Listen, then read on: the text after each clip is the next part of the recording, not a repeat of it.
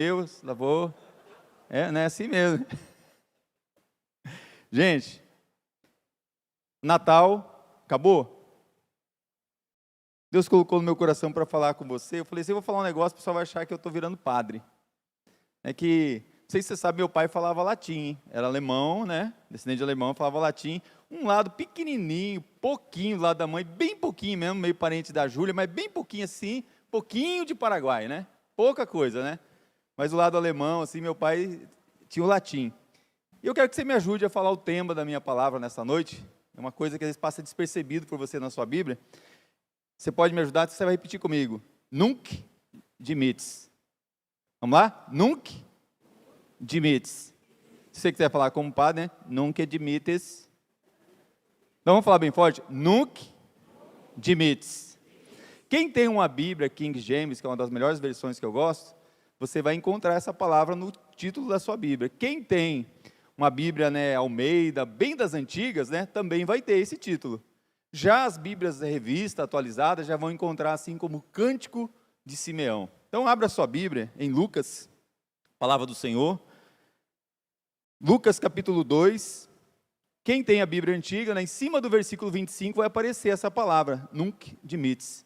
Na verdade, é um cântico ou uma oração de Simeão. Tá? Mesmo assentado, deixe sua Bíblia aberta. Lucas capítulo 2.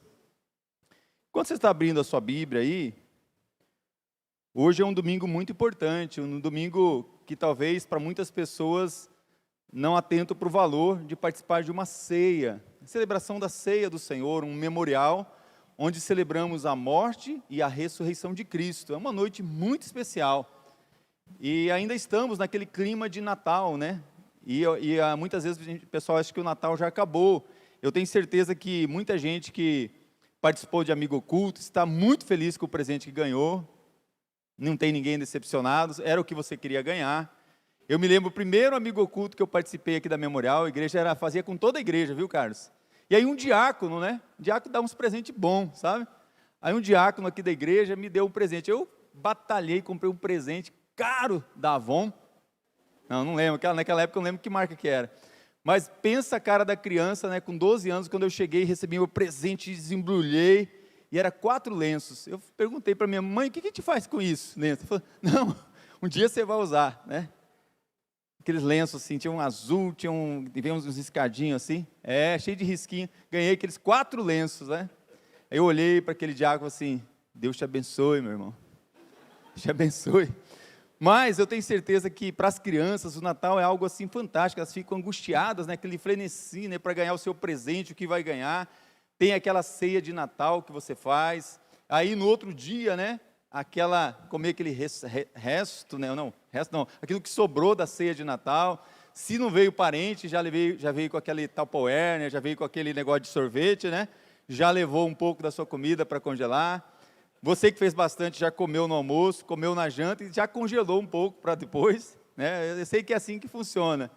Mas a minha pergunta para você, e aí, depois do Natal? Acabou o Natal?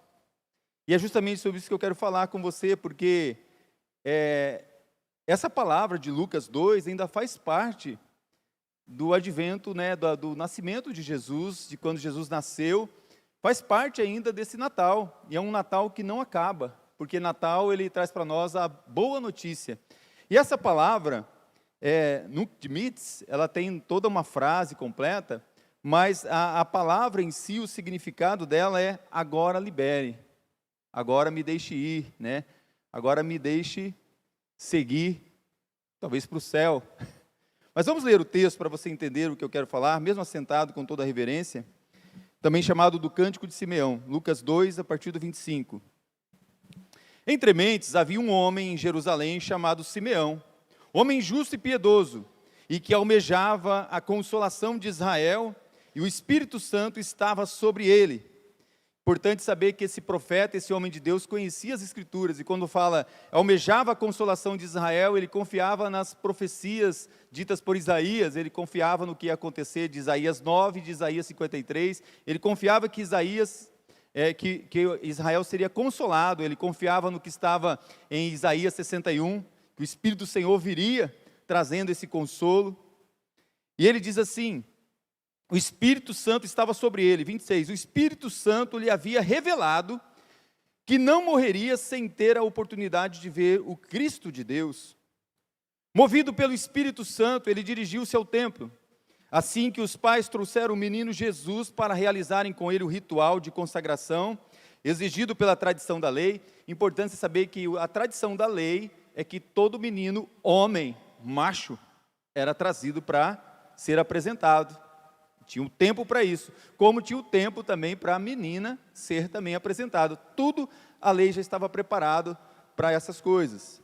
Seguindo a tradição da lei, Simeão o tomou em seus braços e louvou a Deus, exclamando: ó soberano, como prometeste, podes agora despedir-me em paz o teu servo, porquanto os meus olhos já contemplaram a tua salvação, a qual preparaste à vista de todos os povos, luz para a revelação aos gentios e para a glória do teu povo de Israel. O pai e a mãe do menino ficaram admirados com a proclamação feita a respeito dele. Então Simeão os abençoou e revelou a Maria, mãe de Jesus: eis que este menino está destinado a ser o responsável pela queda e pelo soerguimento de multidões em Israel, a ser um sinal de contradição, de maneira que a intimidade dos pensamentos de muitos corações serão revelada. Quanto a ti, todavia, uma espada transpassará a tua alma. Oremos. Senhor nosso Deus, nosso Pai, obrigado por tudo que já aconteceu nessa noite. Obrigado pela tua presença aqui. Obrigado pela tua palavra, que é poderosa. Palavra essa que é simples, mas tem o poder de penetrar juntas, medula, divisão da alma, até mesmo discernir os pensamentos. Palavra essa que tem o poder de trazer vida e trazer vida eterna. Que a tua palavra encontre lugar em nossos corações. E que se hoje ouvirmos a tua voz, que não endureçamos o nosso coração. E que teu Espírito Santo, ó Pai, tenha toda a liberdade do meio do teu povo, agindo e falando com aqueles que estão aqui, aqueles que estão nas suas casas, convencendo a cada um aqui do pecado, da justiça e do juízo de Deus. Tudo para a honra e glória do teu nome, em nome de Jesus. Amém e amém. Deixa a sua Bíblia aberta. Esse é um texto de Natal. Raramente você ouve alguém ler e falar sobre esse texto. Inclusive eu falei para o pastor Fábio, pastor Fábio, Deus colocou no meu coração de falar algo diferente, ora por mim, né? Porque, ele falou, não acredito que você nunca pregou sobre isso. Eu falei, não, já contei a história de Simeão, mas nunca preguei sobre isso que Deus colocou no meu coração, de falar com a igreja. Porque é uma narrativa do nascimento de Jesus extraída do Evangelho de Lucas, um pesquisador, um médico amado, aquele que, de maneira profunda, né? Ele estudou a vida de Jesus, ele compreendeu o que havia por trás daquilo que Jesus representava para nós e para o povo. Quando os pais de Jesus levaram ao templo para ser circuncidado no 8º dia, havia esse senhor de idade, um profeta, chamado Simeão. Ele aguardava pelo Messias, ele cria na promessa. E quando essa família passou por ele, olha só, quando a família passou por ele, o Espírito Santo instigou ele, o Espírito Santo revelou, mostrou para ele a verdadeira identidade daquele bebê. Mostrou para ele quem era aquele. E foi aí que ele proferiu essas palavras famosas, e que se tornaram famosas, que são cânticos entoados em muitas liturgias, em muitos cultos cristãos, e na história vem sido colocado como um cântico de adoração cristão. E essa palavra, nunc dimittis, geralmente ela completa, né, se você, eu não vou pegar todo o versículo completo, mas o significado do versículo completo, quando ele diz ali, é esse: agora, Senhor, deixa o teu servo partir em paz, de acordo com a tua palavra, pois meus olhos viram a tua salvação. Simeão é grato a Deus, ele agradece a Deus por ter vivido o suficiente para ver o Messias, e saber que um dia ele viveria eternamente com esse Messias. Grande era a sua fé e a sua confiança. Mas não é só isso, Simeão, ele não disse só isso. Você sabe que no livro de Lucas ele revela algo mais para Maria e José, que ouviram perplexos suas palavras iniciais. Simeão, alguns historiadores dizem que ele olhou bem dentro dos olhos de Maria e de José, e olhou para eles e trouxe aquela palavra rema, aquela palavra que vem do trono, aquela palavra que vem de Deus, aquela palavra revelada, e disse: este menino, esse que estava nos seus braços, está posto para a queda e para a elevação de muitos em Israel. E ele será um sinal de contradição. Assim os pensamentos de muitos corações serão conhecidos. Quanto a ti, uma espada atravessará a tua alma. É compreensível o motivo de que a segunda declaração de Simeão seja relativamente desconhecida, porque ela não foi musicada, ela foi só cantada em cânticos gregorianos, ela só foi feita como uma oração, mas ela nunca foi musicada, colocado notas musicais nela. Agora, nos últimos anos, alguns artistas já estão fazendo sobre isso, mas historicamente não. E é interessante que não costuma ser lida nos cultos, nas noites de Natal. Nós paramos ali, né, sobre a paz que virá, sobre o menino que nascerá, sobre aquele que trará realmente a paz sobre todos, uma paz para com todos os homens. Mas é interessante que a Bíblia diz acerca do seu significado, e precisamos entender o significado dessa profecia, porque é muito forte o que tem aqui. Por quê? Porque as comemorações, tanto seculares como eclesiásticas, elas normalmente trazem a doçura e a luz, dizendo que a paz virá sobre o Deus Emanuel. Mas quando você pega o texto de Lucas, ele fala assim, que terá paz com todos os homens de boa vontade. Então não é uma paz para todos, mas é uma paz para todos aqueles que receberem a graça. Se você pegar a Bíblia King James, que eu estou falando para você lá, vai falar assim: a paz virá para todos aqueles que receberem a graça. Sem a graça de Deus sobre a sua vida, você vai viver em guerra para sempre. Guerra com Deus, você estará separado de Deus. Haverá uma separação, uma guerra eterna. Mas quando a graça chega para os homens de boa vontade, muda a sua história. E tem relação apenas com o fato da vinda de Cristo trazer paz à terra, mas não é uma paz como o mundo pensa, não é uma paz talvez até como você pensa. Muitas vezes as pessoas estão dizendo paz, paz, e a Bíblia diz quando não há paz, quando não existe a verdadeira paz. E é sobre isso que eu quero dizer para você, porque Jesus vai chegar a um ponto da sua vida que Ele mesmo vai declarar. Ele diz assim: não penseis que vim trazer a paz à terra. Não, vim trazer a paz não, vim trazer a espada. Ué, mas como é isso? Alguém que veio trazer a paz e vai trazer a espada? Então essas coisas trazem para a gente algumas confusões. E rapidamente, você olhando para o texto, você vai ver que a intenção de qualquer texto de Jesus, de qualquer palavra de Jesus, nunca foi incitar a violência. Tanto é que ele falava, né, que se alguém bater na tua face, você dá outra. Se alguém mandar você caminhar uma milha, você caminha muito mais. Se alguém tomar a tua capa, que você entregue. Então, o que ele queria dizer com isso?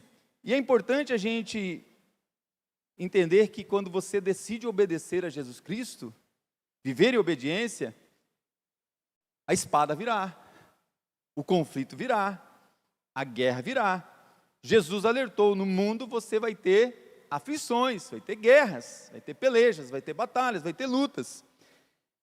Então você vai ter lutas tanto internas, como lutas com outras pessoas, e com o mundo. O mundo vai odiar você, quando você desejar viver a paz de Cristo. Que conflito é esse?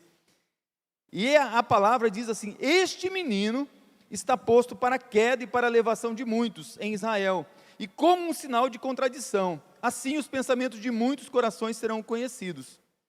A paz dele causa dois tipos de conflitos. É sobre isso que eu quero falar com você, porque o crente, o servo do Senhor, precisa entender que no mundo jaz o maligno, e que o diabo está ao derredor bramando a quem possa tragar. E nos lembramos de quem é o leão da tribo de Judá que está ao seu lado.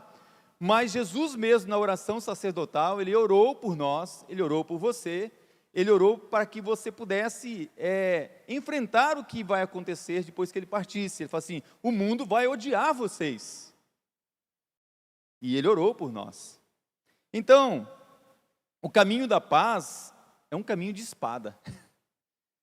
E eu preciso dizer para você que nessa profecia, Simeão estava dizendo justamente isso, que Jesus, ele causa conflitos entre as pessoas. Pastor, que heresia que o senhor falou. Não peguem só essa parte, por favor, não editem, né, só essa parte, senão vai falar: o pastor falou uma heresia.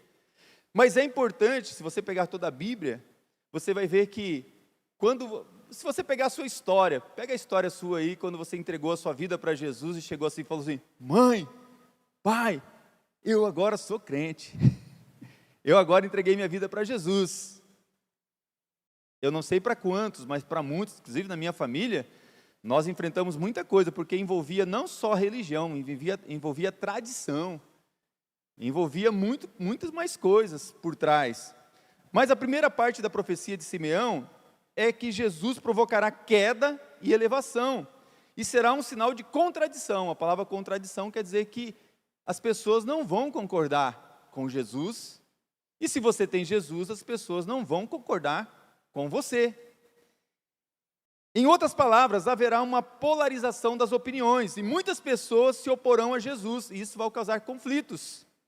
Em João 3, versículo 19 e 20, Jesus diz que as pessoas amam as trevas em lugar da luz, e odeiam a luz porque ela expõe como elas são de fato.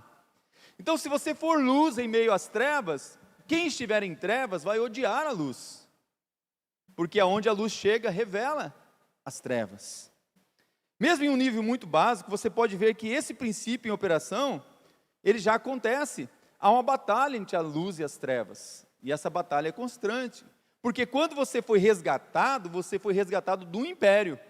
O império que você foi resgatado é o império das trevas, para vir para o império das luzes. Então há uma batalha. Se você decidir ser luz em suas atitudes, receberá a oposição e a opressão das trevas. Eu não sei quantos colegas, né, de faculdade ou colegas de escola falam assim: cara, larga de ser besta, todo mundo faz isso. Você tem que fazer também. Isso não é nada demais. Isso é uma oposição. Todo mundo assiste, todo mundo vê, todo mundo tem, todo mundo quer. Não tem nada a ver. Todo mundo sonega. Você percebe o princípio em operação? Você não precisa ser Jesus Cristo para deixar as pessoas furiosas. Mas se você já só for parecido com Jesus, a sua atitude, as pessoas já vão ficar furiosas com você. Basta levar uma vida honesta e correta para desmascarar a fofoca no escritório, a inveja, a corrupção no governo, a perseguição à sua fé. A manjedoura do Natal significa muito mais do que você pensa, porque a manjedoura do Natal significa que viver como Jesus não haverá lugar para você em muitas estalagens, em muitos empregos, em muitos lugares, em muitas posições. Ou você abre mão da sua fé para entrar aqui, ou você não vai entrar. Nos primeiros dias do cristianismo, havia na sociedade romana inúmeros deuses, sabia disso? Era importante que cada um tivesse um Deus. Eu tive esse privilégio de viajar para a Ásia, viajar para alguns países de lá, e lá eu assim, incentivo cada um ter um Deus, de repente você ter até mais de um Deus, você ter 100 deuses. No próprio Vietnã é normal as pessoas terem mais de um Deus. Na Malásia. Porque naquela cultura esperava-se que você tivesse sua fé particular e os seus próprios deuses. Olha, Roma é laica. Você pode ter vários deuses, muitos deuses, várias religiões. Mas era engraçado, contudo, em se tratando de honrar os deuses de cada cidade, tinha que honrar também o divino imperador. E a pessoa era obrigada a participar de tudo que o imperador mandava você participar. Você tinha liberdade de ter vários deuses, várias religiões, mas você tinha que viver conforme o imperador mandava que você vivia. Os lares romanos, as entidades públicas e civis, os locais do comércio, associações, negociantes, unidades militares, tinham cada um deles seus deuses protetores. Cada um tinha seus deuses protetores. Era laico. Pode ter seus deuses. E cerimônias públicas regulares dedicadas a eles. Até os jantares formais incluíam o reconhecimento dos deuses locais. Recusar-se a participar suscitava desconfiança, ressentimento e raiva, e o medo de retaliação divina contra a comunidade inteira. Os outros deuses vão ficar furiosos. Logo ficou claro que o cristianismo era bastante diferente das outras religiões. Porque havia um só Deus, um só Senhor, uma só fé, um só batismo. Não só os cristãos não tinham sacerdotes, sacrifícios ou templos, como consideravam que deveriam fazer para cada Deus. A exclusividade da crença cristã e a convicção deles de que Jesus não era apenas um Deus, mas Ele era o único Deus, o próprio Deus, colocava os cristãos numa rota de colisão contra todo mundo, naquela sociedade que era pluralista. Era uma sociedade que tinha vários deuses em termos religiosos. Os cristãos eram taxados de intolerantes naquela época. Os cristãos eram os intolerantes. Porque você pode ter vários deuses, você pode ter várias religiões, mas você não pode ter um Deus só. Um só Senhor.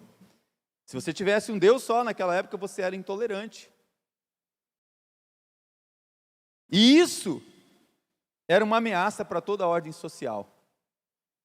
Os historiadores explicam que, em razão disso, os primeiros cristãos eram deserdados, com frequência excluídos de empregos, de órgãos do governo, não poderiam trabalhar nos órgãos do governo, afastados das melhores relações de negócios, e de vez em quando sofriam abusos físicos e prisão. Muitas vezes, alguns eram jogados até para os leões, encerrados ao meio, jogados em óleo fervente. Eu te pergunto, só para você pensar em nossa atual sociedade secular, os não cristãos não temem a represália divina. Mas cada vez mais nossa cultura também vê os cristãos como uma ameaça para a ordem social. Os cristãos verdadeiros, os cristãos que têm um único Deus e que professam a sua fé. As crenças dos cristãos que são tradicionais são mais uma vez encaradas como perigosas, intolerantes. E alguns tipos de restrições e exclusões também podem vir a fazer parte do seu futuro. Talvez você que está aqui, que me ouve, talvez já sabe do que eu estou falando. Talvez na escola, onde você é professor. Talvez no órgão onde você trabalha. Isso está acontecendo em muitos países vizinhos nossos, com amigos nossos. Pessoas que estão perdendo cargos, perdendo posição, se não abandonarem uma única fé e terem vários deuses. Pastor, está acontecendo nos dias de hoje. Portanto, a mensagem do Evangelho traz hostilidade, porque ela é considerada a todo momento intolerante. E é isso que Simeão falou, quando Jesus chegasse, as pessoas iam entrar em conflito consigo mesma.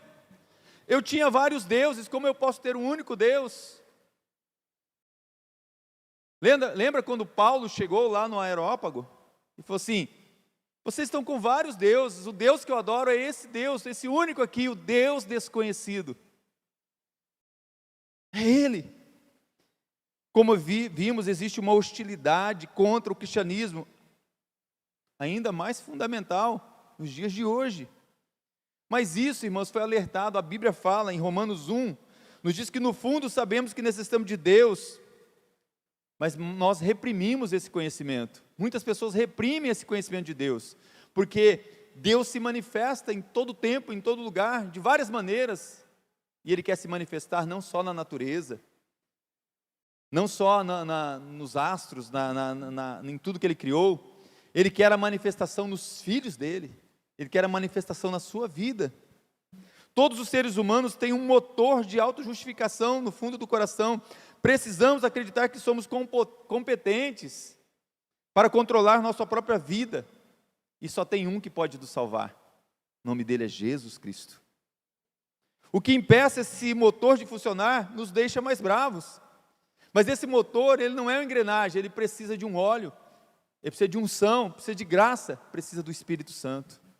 É a força motriz.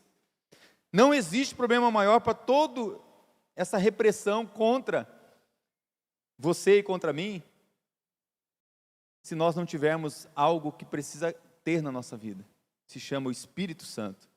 Porque nós não lutamos contra pessoas. A nossa luta não é contra a carne. Você não deve ter uma guerra contra o seu vizinho, o seu colega de trabalho, o seu patrão, o seu amigo. Há uma luta maior por trás disso, é contra principados, potestades, dominadores do mal. E todo sofisma, toda fortaleza, toda arma forjada contra você, não é no braço da sua carne, é no poder do Espírito Santo, que tem o poder para desfazer toda a fortaleza.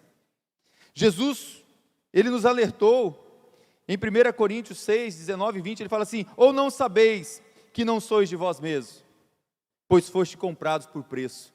De quem você é? Você é de muitos deuses? Ou você é de um Deus só? O Senhor diz: eu tenho ciúme daquele que é meu. Você é menina dos meus olhos. Você é templo do Espírito Santo, de um só. Não sabeis vós que o Espírito Santo habita em vós? Ninguém quer escutar isso que eu estou te falando. Não nos surpreende que tenham ficado loucos com o próprio Jesus. Caso você se identifique com Jesus e não esconda a sua ligação com Ele, você vai ser perseguido. Algumas pessoas ficarão loucas com você também.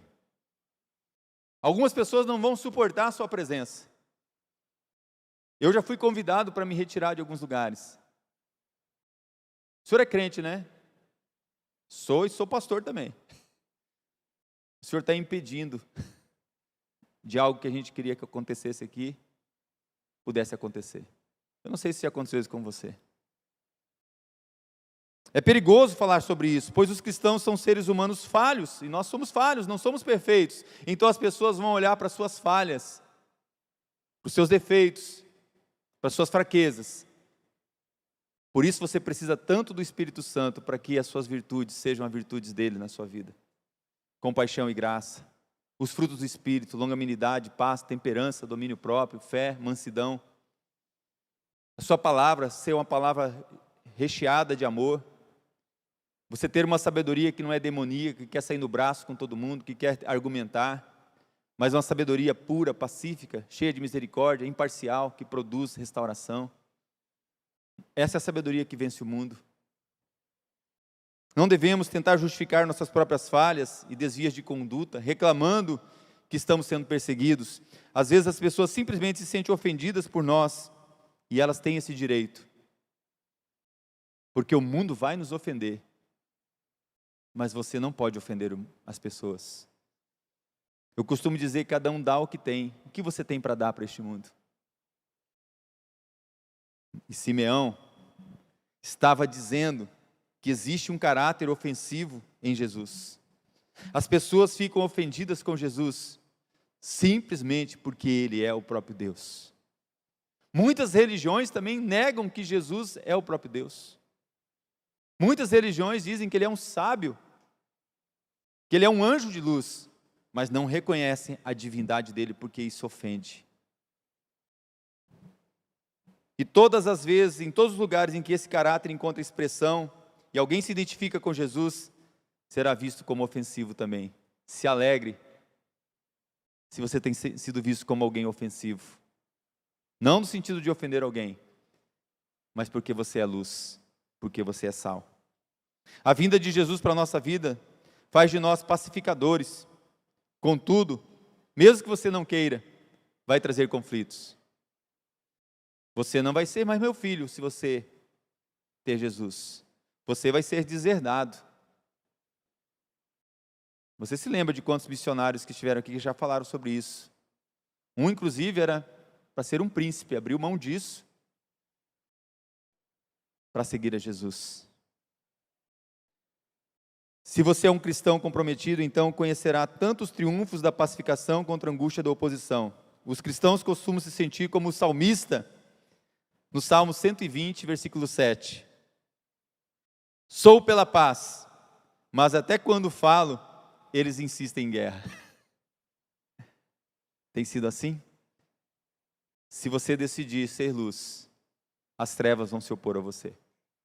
Jesus veio para ser luz do mundo. Veio para o que era seus, e os seus não o receberam. Mas pelo contrário, gritaram: crucifica-o, crucifica-o. Esbofetearam, colocaram uma coroa de espinho, colocaram numa cruz, colocaram cravos nas suas mãos, enfiaram a lança do seu lado. Mas ele disse: Pai, perdoa, eles não sabem o que fazem. A guerra maior estava sendo travada. O castigo que nos traz a paz estava sobre ele. A espada estava sobre ele. E ele a enfrentou. Segundo lugar, para a gente avançar, Jesus causa conflitos não só entre as pessoas, no meio dos povos, no meio do povo. Simeão não para por aí, ainda olhando para Maria, ele acrescenta: quanto a ti, uma espada atravessará a tua alma. Lucas 2,35. De fato, foi isso que aconteceu. Sabemos, por exemplo, que Maria se postou junto à cruz e assistiu à morte do seu filho. Qual mãe está preparada para ver o seu filho sofrer o que Jesus sofreu? Qual mãe está preparada para entregar o seu filho para passar pelo que Jesus passou? Essa espada, com certeza, transpassava o coração dessa mãe, transpassava a sua vida. Havia anos que ela conhecia e meditava sobre todos os testemunhos de que seu filho era o Cristo, o Messias. Quantas vezes talvez ela pedia: Deus, meu filho não. Pega o filho da outra vizinha, meu filho não. Contudo, com todas as outras pessoas que a cercavam, ela não tinha qualquer expectativa de que a morte do seu filho seria tão terrível como foi a morte de Jesus. Deve ter lhe parecido, como todos os discípulos de Jesus, que a cruz era o fim sangrento e incompreensível de todas as suas esperanças e sonhos. Eu imagino que para Maria não foi fácil. Foi uma espada. Talvez ela esperava que o seu filho pudesse naquela hora reagir, chamar os anjos, chamar os querubins, os serafins e lutar contra tudo aquilo que se levantava contra ele. A essa terrível desilusão, Maria podia acrescentar a angústia única e a dor sem fim, por saber que seu filho não ia sobreviver, porque ela viu ele morrer. Mesmo antes disso, o ministério de Jesus criara grande confusão para Maria. Sabia disso? Há um momento, está nesse texto que eu acabei de ler, de Lucas, de Marcos 3. Olha em Marcos 3, versículo 31, diz assim: a mãe e os irmãos de Jesus achavam loucura, achavam até muitas vezes que Jesus estava sendo louco. Fala: filho, você está sendo louco em fazer isso desse jeito, em falar isso, em agir dessa maneira, é loucura. Achavam loucura literalmente suas afirmações e ministério. Quantos filhos, quantas filhas, se um dia chegar e falar assim: mãe, eu quero servir a Jesus, eu quero me entregar completamente para ir para o campo missionário, eu quero me dedicar a Ele integralmente. Chegaram a dizer: ele está fora de si. Os próprios irmãos, família de Jesus, no versículo 21. Quando chegaram onde ele se encontrava ministrando e o chamaram para que o acompanhasse, Jesus teve que ser duro com eles. Não significa uma ruptura de relacionamento com a mãe, mas Jesus ele estava dizendo: quem é minha mãe? Quem é meu irmão? Ele fala: aquele que faz a vontade do meu Pai. Mas Jesus não rompeu com a sua mãe nem com os seus irmãos, tanto é lá na cruz, em João 19, 25, 27, quando ele estava morrendo, ele se preocupou em ter alguém para cuidar da sua mãe. Ele disse para João: eis aí a tua mãe, cuida dela para mim, cuida dela. Jesus mesmo em meio à sua dor, ele estava preocupado, mesmo trazendo aquele conflito ao coração da mãe, ele se preocupava. Quem é minha mãe e quem são meus irmãos? O texto diz que nesse momento aqui de conflito, fala que Jesus, olhando à volta da multidão para os seus discípulos, ele disse, está no versículo 34 e 35, aqui estão minha mãe e meus irmãos, aquele pois que fizer a vontade de Deus, esse é meu irmão, irmã e mãe. Poucas pessoas apresentadas a nós no Novo Testamento são mais admiráveis e cativantes que Maria. Sabia disso? Porque Maria, antes mesmo de ver o primeiro milagre de Jesus, antes mesmo, ela disse: olha, façam tudo que o meu filho mandar. Porque ela sabia que ele tinha autoridade sobre ela, sobre tudo e sobre todos. Vimos a sua resposta maravilhosa aos anjos, vimos o quanto ela estava disposta a obedecer. Mas eu te pergunto, essa espada que Maria recebeu, quanto nós temos recebido dessa espada para ser discípulo de Jesus? Você está disposto a sofrer por Ele? A carregar a sua cruz? Se você o ama e tem a sua vida, uma espada também pode atravessar o seu coração. Credo, pastor, então eu vou deixar Jesus. Quando Jesus começou a falar exatamente sobre isso, muitos que só queriam os seus milagres, começaram a ir embora. Ao ponto de Jesus chegar para os seus discípulos e falar: vocês querem ir também? E Pedro responder: para quem iremos nós, se só tu tens palavras de vida eterna? Eu quero finalizar essa reflexão para você, porque haverá um conflito interior, às vezes confusão, às vezes dor na sua vida. Você entenderá tudo errado, muitas vezes, na maioria das vezes. Talvez até lute com ele, contra ele. Sabe por quê? Como J.C. Riley, um bispo anglicano, escreveu no século XIX, sobre o Natal. Ele diz o seguinte: o Filho de Deus carrega em si grandes marcas. O Filho de Deus carrega em si grandes marcas.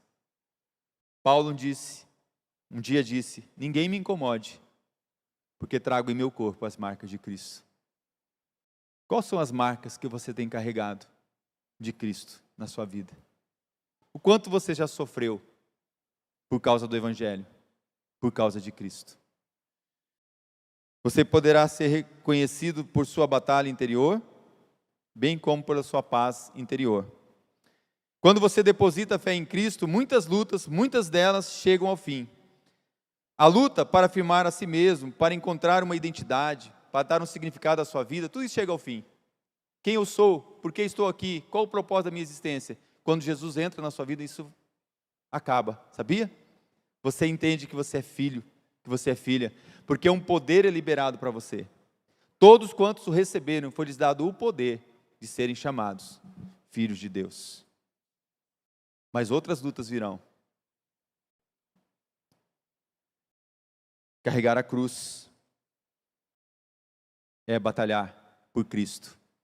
É a cada dia enfrentar o diabo com os seus demônios, mas sabendo que maior é aquele que está em você, sabendo que ele dá ordem aos anjos dele a teu respeito, sabendo que ele não te toca, sabendo que diante de todas as coisas que se levantam na sua vida, você pode olhar e dizer: que direi eu diante de todas essas coisas, diante de toda essa oposição, diante de toda essa luta?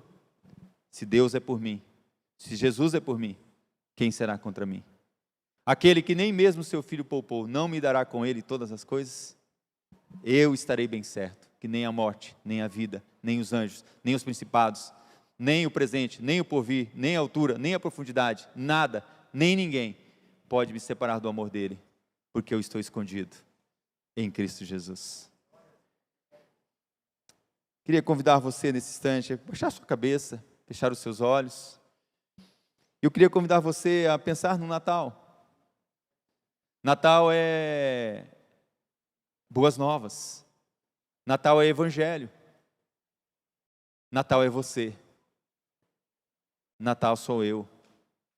Natal é Cristo em mim. Natal é Cristo em você. Cristo é a esperança da glória. Enquanto você está de cabeça baixada, eu quero te falar algumas coisas. Preste atenção e se coloque no lugar dessas pessoas. Fique em oração. Você na sua casa também.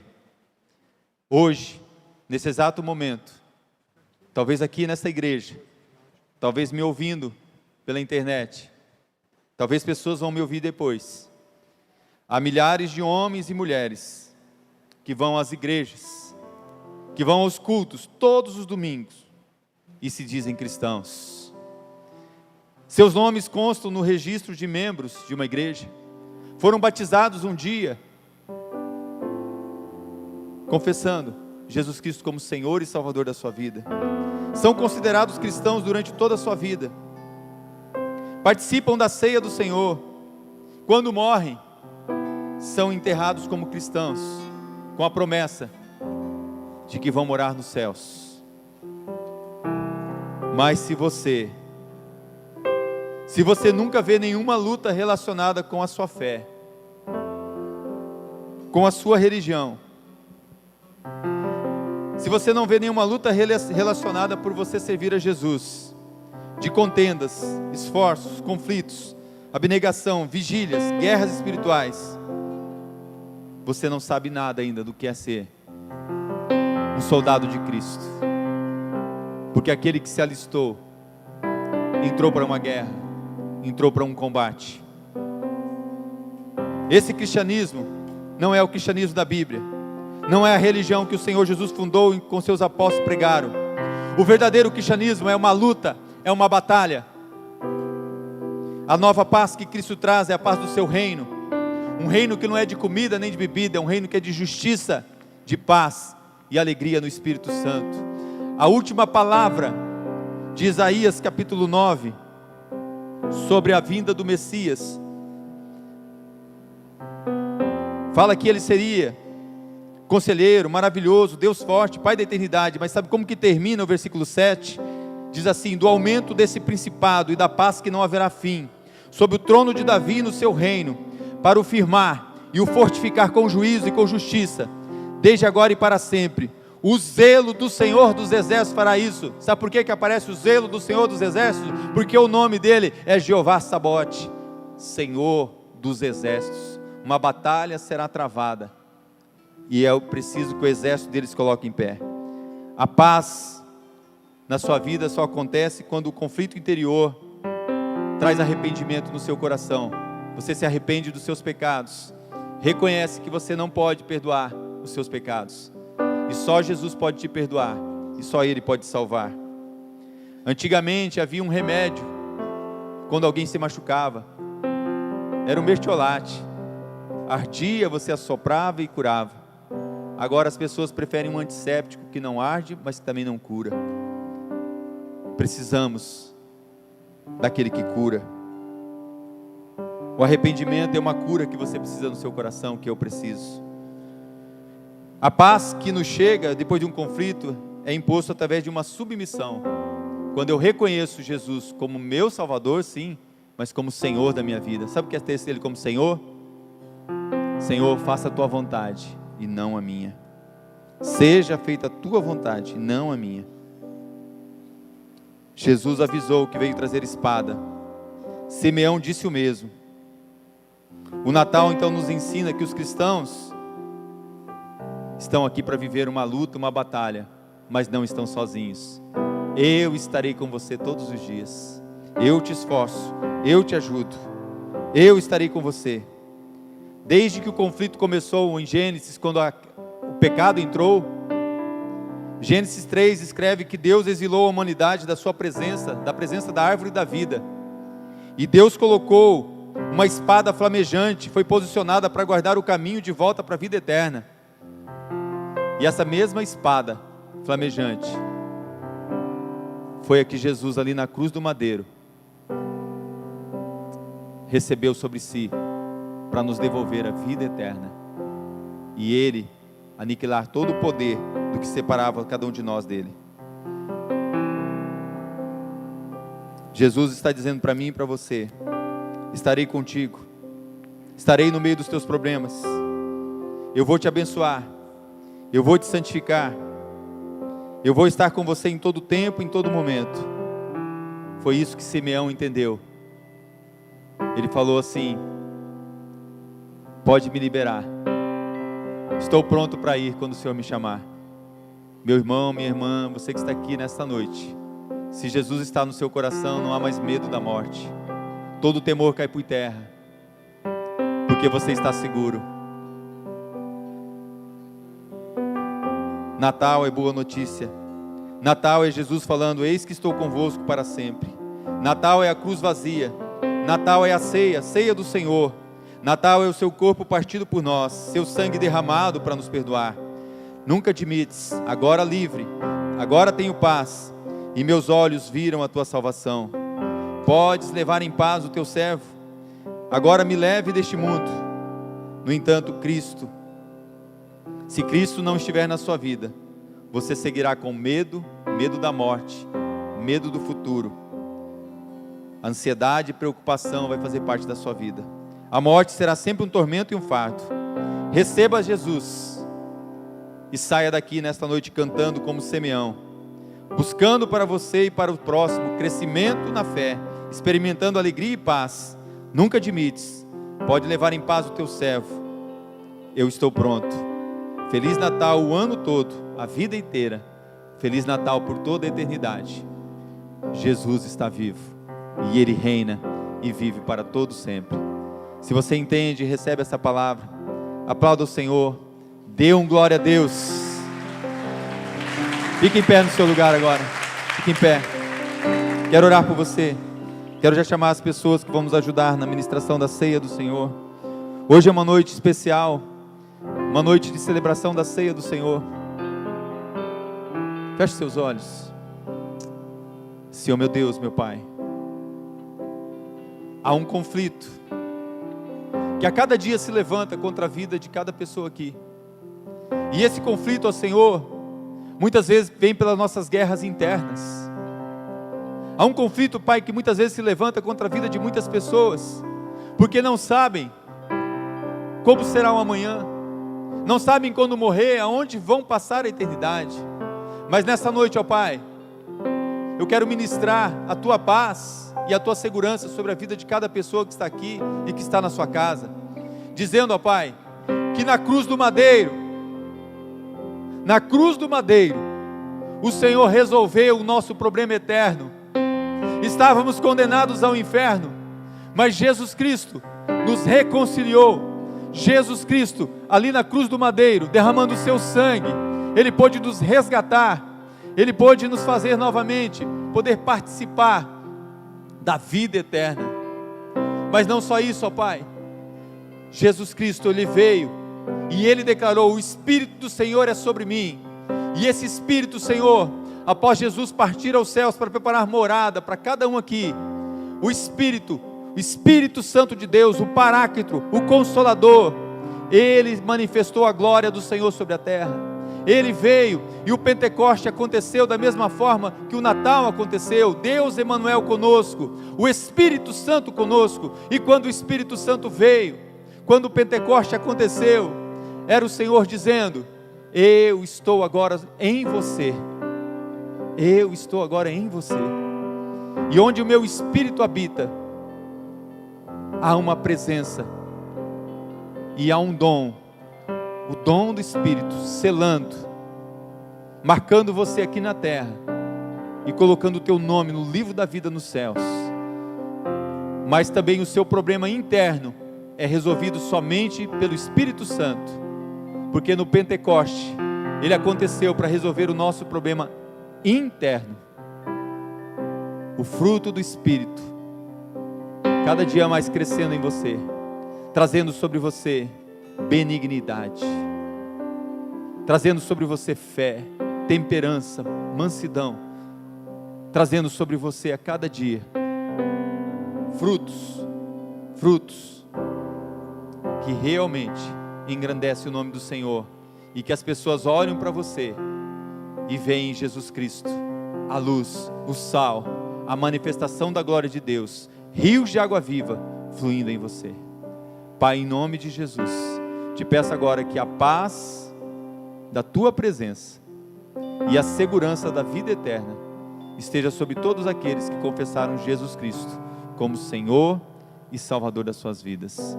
Em nome de Jesus, amém e amém. Aplauda o Senhor mais uma vez. Glórias a Deus. Glórias a Deus. Pode se assentar, meus irmãos.